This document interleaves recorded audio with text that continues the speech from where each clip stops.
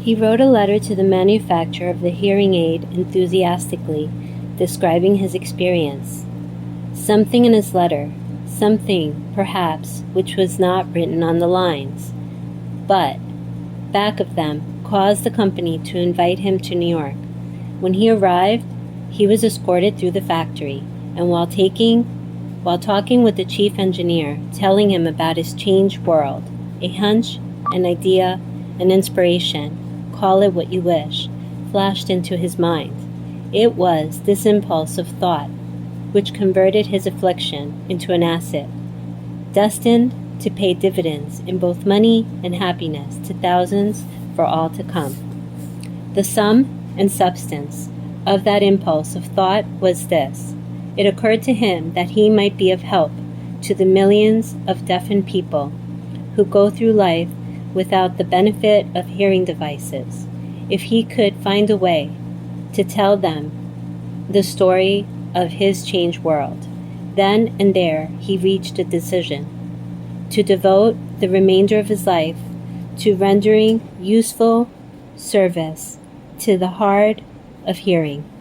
For an entire month, he carried an intensive research during which he analyzed the entire marketing system of the manufacturing of the hearing device and created ways and means for communicating with the hard of hearing all over the world for the purpose of sharing with them his newly discovered changed world. When this was done, he put in writing a 2-year plan based upon his findings.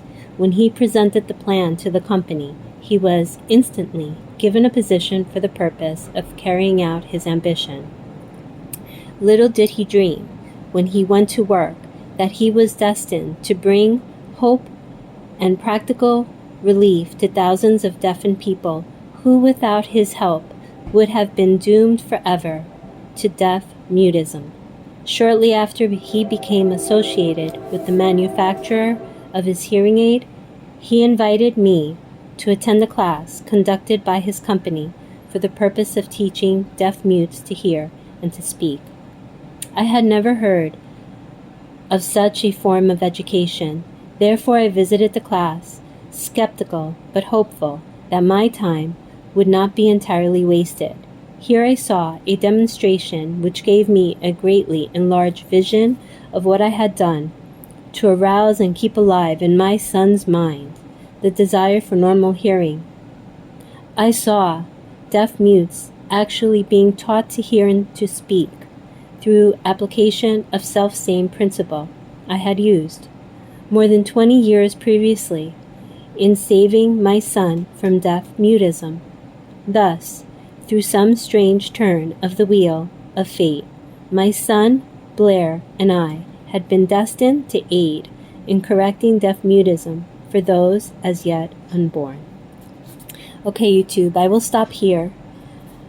But this book is getting really interesting, and it just proves that nothing in life is impossible. Nothing's impossible. If you set your mind on something, you can accomplish it.